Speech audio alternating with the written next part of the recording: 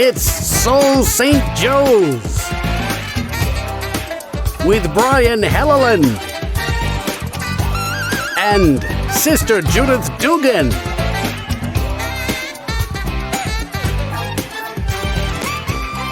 Ladies and gentlemen, Brian Helleland.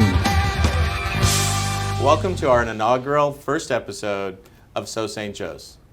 On this show, we're going to capture what's going on at St. Joe's, the people that work here, what are we up to, what are we doing, but most importantly, people that you see and interact with every single day. So let's get started with our first episode.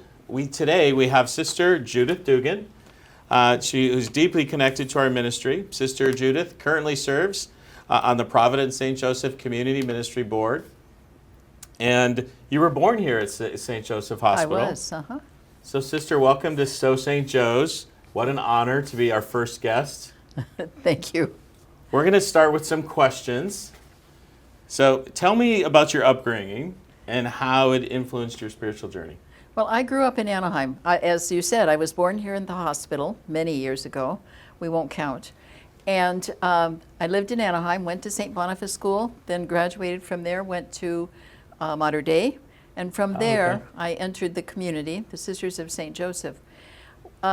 As I was growing up, our family was very practical and very common. My father was a milkman, delivered the milk, and he'd get up early in the morning. I'd come home from school and want to get my gold star saying that we had said the family rosary.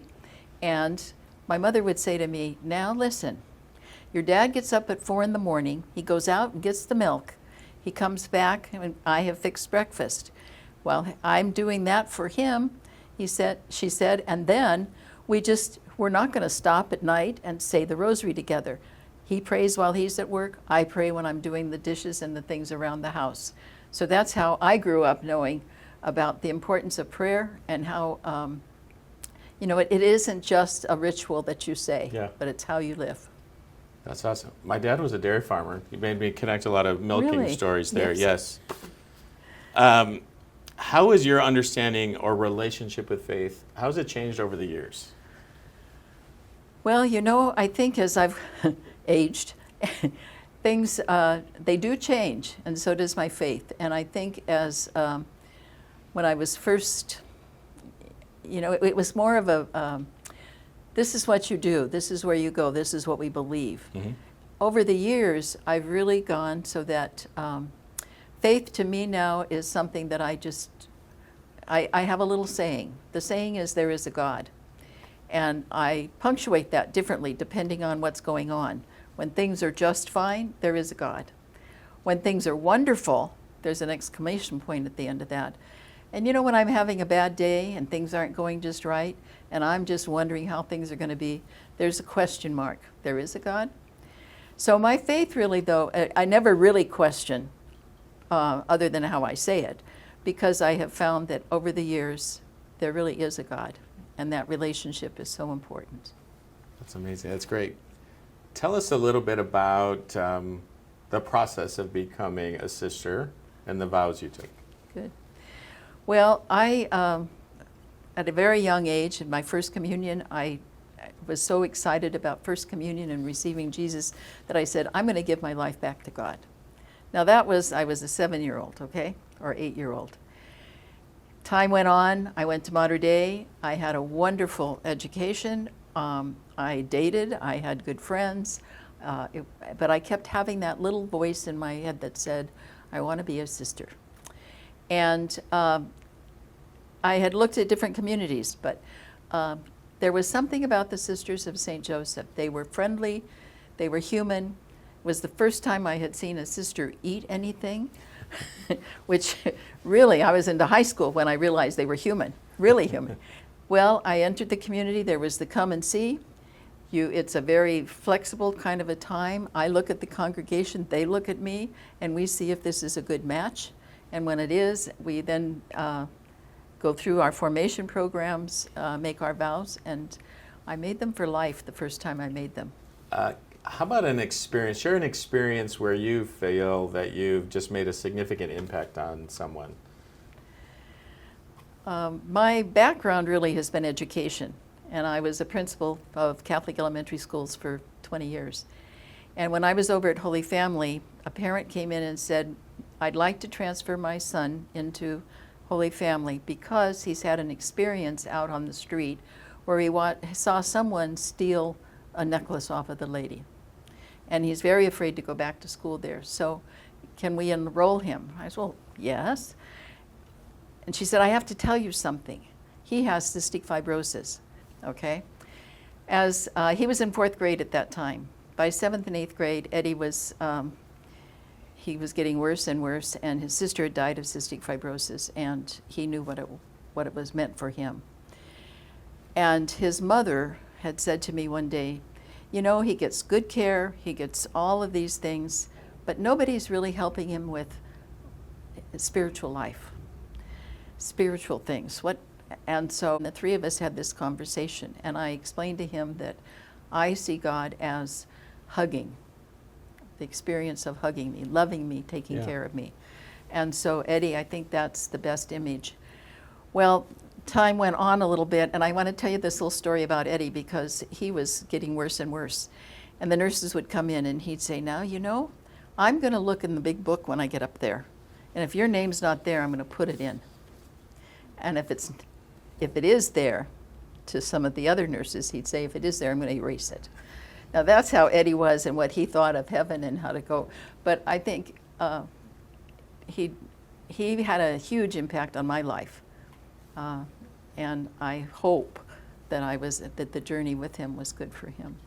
It is amazing when you're trying to have an impact on someone's life, and it always ends up that they have a bigger impact on you. I think as caregivers, it's so important that we know each other, that we care for each other, and we ease the way for each other. Good job sneaking in our promise statement. All right, what advice would you give our St. Joseph Hospital employees? Be present. I think it's so important that we, no matter what's going on in my life before I come to the ministry, before I meet other people, that I can set that so that I really meet people and look at them and really live that, know me, care for me, and ease my way. If I don't look at you, if I don't put my things aside, then what I'm doing is just routine. It doesn't make any difference. And I saw that happen in the room, that when the nurse came in and said to my sister, you're going to have PT, and he's the best PT person we have. And my sister lost all her fear of what was going to happen. She was ready to go and knew that she was going to get good care. So I think that's the kind of thing that if we look at life as who is there, not the trappings, not the anything out there. It's what's underneath. Look in the eyes, see who they are, and care for them.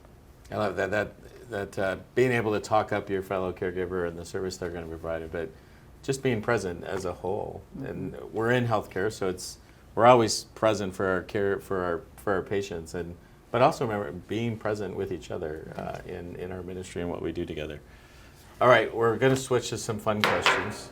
These are meant to be a little rapid fire. If you could have dinner with any historical figure or famous person, who would it be and why? The basketball player for the Golden Warriors. Steph Curry, yes. Oh my God, I love that answer. Why? I think, one, he's an excellent basketball player, but beyond that, what I have heard about him is his values and care for people and what he's done with his gifts that he's received. So I'd love to know more about him personally. That's my son's favorite player. He's a Warriors fan. He's going to be very happy. Yeah. All right. What's an unusual talent or skill you possess? I like orchids, and I've just learned how to care for them, and I don't think people would expect that of me. What's a food you absolutely love? Ice cream. Good answer. I do too. Do you have a favorite song or genre of music? Well, I usually like, the thing that helps me the most is that I'll listen to some religious soothing, I am God, I'm with you forever, those kind of lyrics with it, and I just go to sleep with it. Do you have any sisters who love crazy music that people would be surprised with? Probably. And you know, I live with people who know all the movie stars and all the current Stories, movies and yeah. all those things, and I'm kind of like, no, I don't know that. What's your favorite drink? Coffee, That's how you learned to feed the orchids. yes. All right. Yes. Well, thank you so much for joining me today, and really inaugural episode, so it's an honor to have you with us and have everybody learn a little bit more about you. Good. Well, thank you very much for having me here. All right, so that's a wrap on our first episode of So St. Joe's. Thank you for joining us. I hope you enjoyed listening.